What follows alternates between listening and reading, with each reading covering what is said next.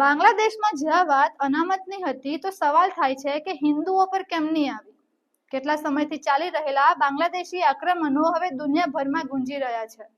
બાંગ્લાદેશી હિન્દુઓને મારી નાખીને બલાત્કાર ગુજારીને આ કેમનું અનામત માંગે છે? શું આ સાચે અનામત માંગે છે કે પછી અનામતના નામથી ધર્મને વચ્ચે લાવે છે? કેમ કે જોવાય તો એ જ છે.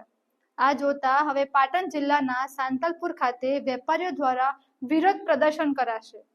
સમગ્ર સાંતલપુરના વેપારીઓ બધું બંધ રાખીને બાંગ્લાદેશના હિન્દુ ભાઈઓને સમર્થન આપશે. આ સાથે સાંતલપુરની હિન્દુ સામાજિક સંસ્થા દ્વારા રેલી નીકાળશે, જેમાં જય શ્રી રામના નારા લગાવ્યા છે. સાંતલપુરના હિન્દુ ભાઈઓ મામલતદારને આપશે આવેદન પત્ર અને સાથે ગૌ પૂજા કરી સભા યોજી સાંતલપુરને સજ્જડ બંધ રાખી બાંગ્લાદેશના વિધર્મીઓ તરફ વિરોધ પ્રદર્શન જાહેર કરશે. તમને શું લાગે છે? સાચે આ લડાઈ અનામતની છે કે પછી કંઈક બીજું જ છે?